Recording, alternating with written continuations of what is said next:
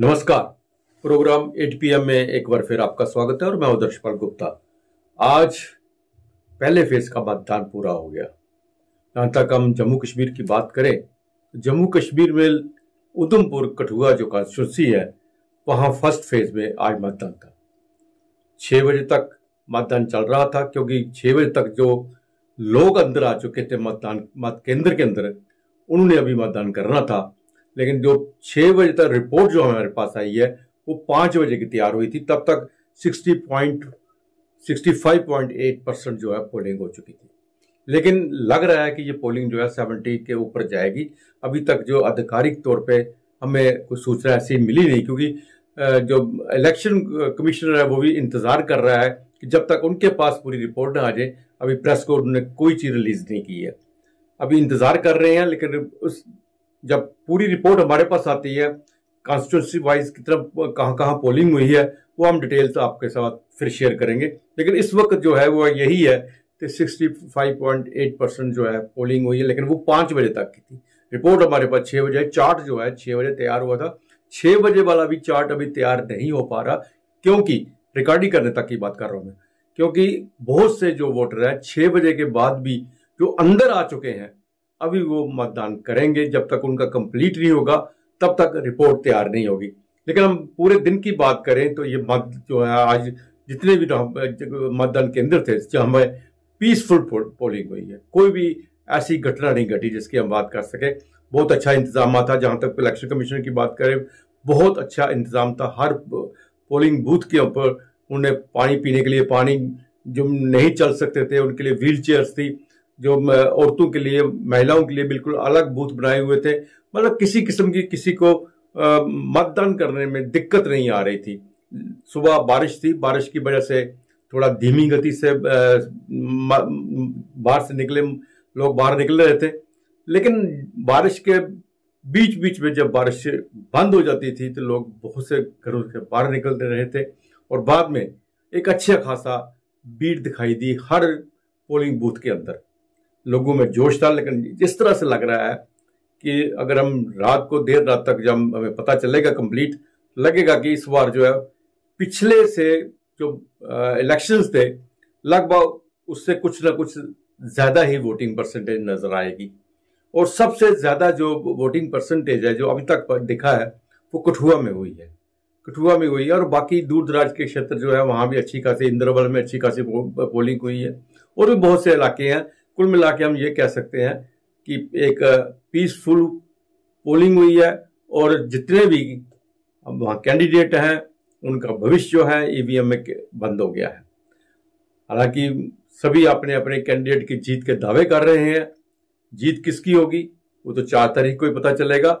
लेकिन इस वक्त सबसे बड़ी बात हम ये कह सकते हैं कि जम्मू कश्मीर में जो पहले फेज का चुनाव हुआ है पीसफुल चुनाव हुआ है। कोई अप्रिय घटना नहीं घटी है। इंतजाम बहुत अच्छे थे, किसी को किसी किस्म की प्रॉब्लम नहीं आई। लेकिन हम इसके साथ साथ रजौरी की बात करें, रजौरी अनंतनाग की बात करें तो आज पीडीपी की जो प्रमुख महबूबा मुफ्ती है उन्होंने भी अपना मैनिफेस्टो जो है रिलीज किया है। और वहां से जैसा से खबर आ रही थी कि गुलाम नबी आजाद जो है वो वहां से चुनाव नहीं लड़ेंगे, वहां परे हैं, उन्होंने अपना कैंडिडेट उनको खड़ा किया है। महबूबा मुफ्ती ने आज प्रेस कॉन्फ्रेंस में कहा है कि बड़े दुख के साथ मुझे कहना पड़ रहा है कि हमें नेशनल कॉन्फ्रेंस के साथ यहां पे लड़ाई लड़ने जा रहे हैं, जबकि हम दोनों मिलके भारतीय जनता पार्टी के विरुद्ध अपने हकों के लिए लड़ाई लड़ते थे। आज हमें एक दूसरे के विरुद्ध वहां पे लड़ना पड़ रहा है। और इसी तरह से उन्होंने ये भी कहा कि अब जो ये लड़ाई है, ये जो इलेक्शन है, ये बिजली पानी या सड़क के लिए नहीं है, ये हमारे हक के लिए, हमारे जमीन के लिए है। और हम पार्लियामेंट जाके ये सब चीजें जो हैं वो अपनी वापस लाएंगे। और दुख उन्हें फिर जताया। उन्होंने कहा कि अगर डॉक्टर फारूक अब्दुल्ला मुझसे पहले कहते कि आप चुनाव नहीं लड़े तो शायद मैं ना लड़ती, लेकिन उन्होंने हमें चुनाव ना लड़ने की बात नहीं कही। उन्होंने मीडिया में जाके कहा हमारे लिए कि ये है ही नहीं, कहीं खड़े ही नहीं हो सकते, इनकी कैपेसिटी नहीं है, टीम हार चुकी है। उससे जो हमारे कार्यकर्ता थे उनका मनोबल टूट गया और मुझे मजबूर होकर चुनाव लड़ना पड़ा यहाँ पे। और सबसे बड़ी बात जो है वो ये है कि भारतीय जनता पार्टी ने वहां से अपना कोई भी कैंडिडेट नहीं खड़ा किया। वो किसे सपोर्ट करेंगे ये तो एक दो दिन में पता चल जाएगा, लेकिन सबसे बड़ा दुख जो है वहां के कार्यकर्ता को है। मैं आपको बता दूं, राजौरी पुंछ के कार्यकर्ता जो भारतीय जनता पार्टी के हैं वो प्रजा परिषद के जमाने से जुड़े हुए हैं। वहां से उनके बच्चे आगे, और हमेशा कोई भी एजिटेशन होती थी, कुछ भी होता था, राजौरी पुंछ के कार्यकर्ता हमेशा से आगे आते थे। और हमेशा उनको क्या होता था, वही जो हमेशा होता रहा, डंडे बरसाए जाते थे, जेलों में बंद किया जाता था। कौन बरसाता था? यही सरकारें। अब वहीं के कार्यकर्ता जो है, भारतीय जनता पार्टी के कार्यकर्ता, जो सरकारें उन पर डंडे बरसाती थी, अब उन्हीं के लिए वोट मांगेंगे। आप समझ लीजिए किस तरह का चुनाव होगा राजौरी पुंछ का। तो आइए अब नजर डालते हैं आज के समाचारों पे। जिला कठुआ की तहसील हीरानगर के करोल कृष्ण के मतदान केंद्र में ईवीएम के खराब होने का मामला सामने आया। इसे देखते हुए इस केंद्र पर वोटिंग रोक दी गई। प्रेक्षक के मौके पर उसे बुलाया गया। उनके पहुंचने के बाद जांच के बाद ही मतदान फिर शुरू हुआ। हालांकि अभी सभी केंद्रों पर मतदान शांतिपूर्ण तरीके से चल रहा है। पहली बार मतदान करने के लिए पहुंच रहे युवाओं में उत्साह देखने को मिला। 2019 के लोकसभा चुनाव में उधमपुर सीट पर 70.2% मतदान दर्ज किया गया था। अधिकारियों ने बताया कि कुल 84,468 संभावित पहली बार मतदाता हैं, जिनकी आयु 18 से 19 वर्ष है, जिनमें से 45,825 युवक, 38,641 युवतियां और 2 थर्ड जेंडर शामिल हैं। निर्वाचन क्षेत्र की बड़ी संख्या में बुजुर्ग आबादी भी है, जिसमें 80 वर्ष और उससे अधिक उम्र के 12,020 पुरुष और 13,612 महिलाएं हैं। कुल मिलाकर 25,632 अनुभवी मतदाता चुनावी प्रक्रिया में योगदान दे रहे हैं। अनंतनाग राजौरी संसदीय सीट पर चुनाव लड़ रहे नेशनल कॉन्फ्रेंस के उम्मीदवार मियां अल्ताफ अहमद के पास लगभग 21 करोड़ रुपए मूल्य की अचल संपत्ति है। इनमें लगभग 3.70 करोड़ रुपए की चल संपत्ति और 100 कनाल भूमि भी है। दोनों वाहनों के मालिक मियां अल्ताफ अहमद के पास जम्मू में 2 मकान और अनंतनाग जिले के बांगत कंगन में 12.5 एकड़ भूमि समेत 16,200 वर्ग फीट का एक पुश्तैनी मकान भी है।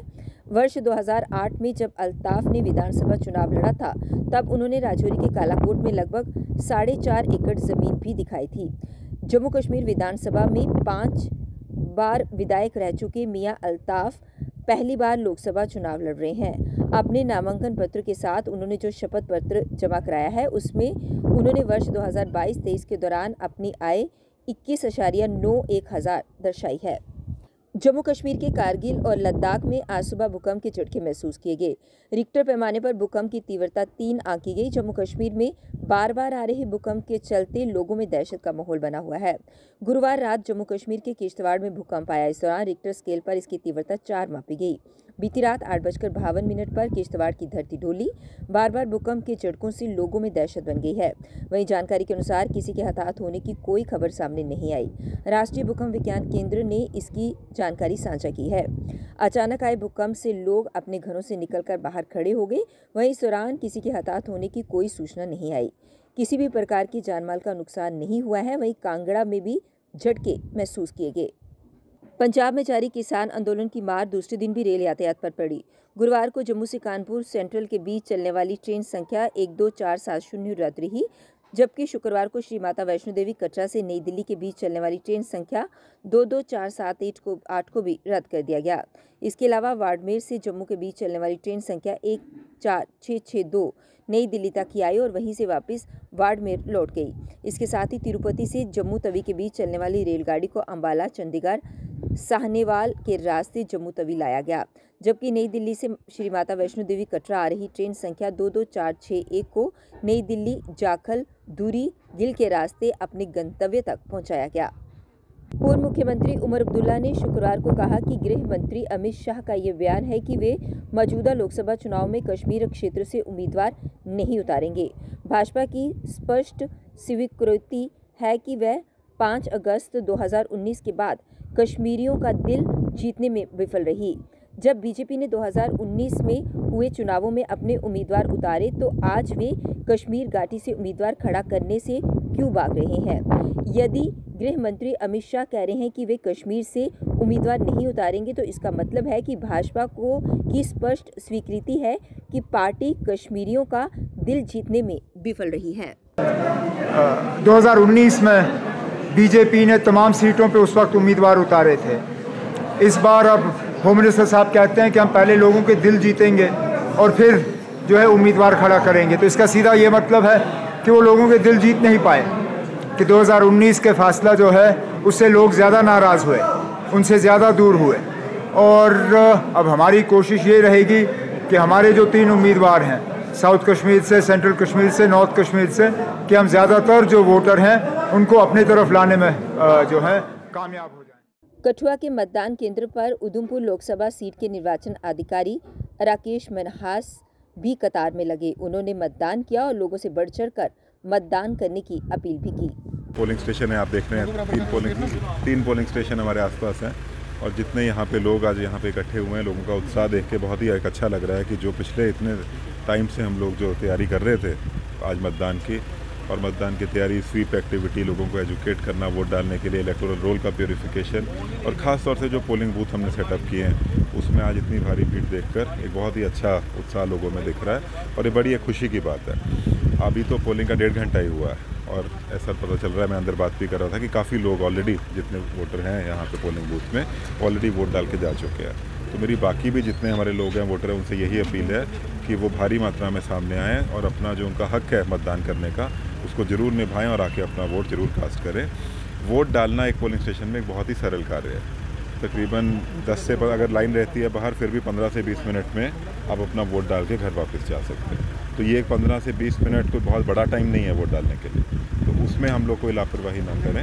हम लोग ज़रूर भारी मात्रा में सामने आएँ और अपना वोट ज़रूर डालें। कठुआ के बुद्दी में अल सुबह बारात लेकर बुद्दी स्थित अपने आवास पहुंचे अंकुश शर्मा सारे रीति रिवाज छोड़कर पहले मतदान करने के लिए पहुंचे।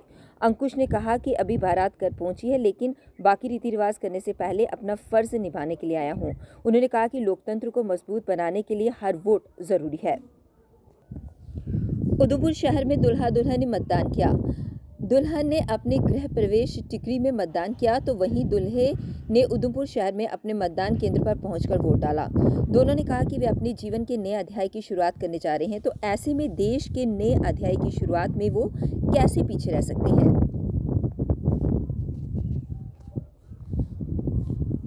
मैं सिर्फ यही दूंगी कि वोट देना बहुत ज़रूरी है अगर आपको कंट्री की डेवलपमेंट करवानी है बेसिकली, और बहुत सारी अपॉर्चुनिटीज़ होती हैं गवर्नमेंट के पास, वो बहुत कुछ कर सकते हैं आम आदमी के लिए, और डालना चाहिए वोट, बहुत इंपॉर्टेंट है। यूथ को यही मैसेज देना चाहती हूँ कि घर ना बैठें, अपना वोट डालें, और एक मतलब ऐसे नहीं कि किसी को भी वेस्ट करे अपना वोट, उसी को डालें जो आपको लगता है कि कंट्री की, आपकी स्टेट की डेवलपमेंट में एक अच्छा मतलब साबित हो सकती है। अदरवाइज़ ना डालो तो ज़्यादा बेटर है, बट डालें ज़रूर। यही है कि मतलब अपने देश, अपनी डिस्ट्रिक्ट, अपनी कंट्री की डेवलपमेंट हो, और वेस्ट क्यों करना है वोट। हम लोग ही डिसाइड करेंगे कि कौन आएगा और क्या होगा। डेमोक्रेटिक प्रोग्रेसिव आज़ाद पार्टी के प्रमुख गुलाम नबी आज़ाद ने शुक्रवार को पत्रकारों से बातचीत करते हुए कहा कि मैं हर पार्टी के हर नेता का सम्मान करता हूं, चाहे वे छोटे हों या बड़े। मैंने अपनी पार्टी के नेताओं से कहा है कि वे अन्य दलों के नेताओं पर टिप्पणी ना करें, बल्कि हमारे एजेंडे पर ध्यान केंद्रित करें। आज़ाद ने आगे कहा कि अपनी पार्टी के अनंतनाग राजौरी संसदीय सीट से DPAP उम्मीदवार मोहम्मद सलीम परे एक शिक्षित युवा हैं जो एक निर्वाचित DDC सदस्य हैं, और इस तथ्य के साथ कि उन्होंने कानून की पढ़ाई की है, अब तक वह व्यक्तिगत मामलों की वकालत कर रहे हैं। वह संसद में राज्य के लोगों का प्रतिनिधित्व करेंगे। श्रीनगर के गंडबल इलाके में 3 दिन पहले मंगलवार को नौका पलटने से झेलम नदी में लापता हुए 2 बालक समेत 3 लोगों का अब तक कोई सुराग नहीं मिला। गुरुवार को भी NTRF पुलिस के गोताखोर दल, मॉर्केज तथा स्थानीय तैराक तलाशी अभियान में जुटे रहे, लेकिन देर शाम तक कोई सफलता हाथ नहीं लगी। दूसरी ओर लापता लोगों के परिवार वालों का सब्र टूटते जा रहा है, उनका रो रो कर बुरा हाल है। झेलम में नौका पलटने की घटना में अभी तक 2 जुड़वा भाई और उनकी मां समेत कुछ 6 लोगों की मौत हो चुकी है और 10 लोगों को बचाया गया है, जबकि 2 स्कूली बच्चों समेत 3 लोग लापता हैं। घटना के तुरंत बाद से उनकी तलाश में NDRF पुलिस के गोताखोर दल, मॉर्केज तथा स्थानीय तैराक लगे हुए हैं, लेकिन कुछ पता नहीं चल पाया। इन 3 लापता लोगों में स्थानीय निवासी शौकत अहमद शेख, उसका 10 वर्षीय पुत्र फाजिक शौकत और 10 वर्षीय एक और बालक फरहान नसीर पर्रे शामिल हैं। कल 8 बजे फिर आपसे भेंट होगी, तब तक इजाजत दीजिए। नमस्कार।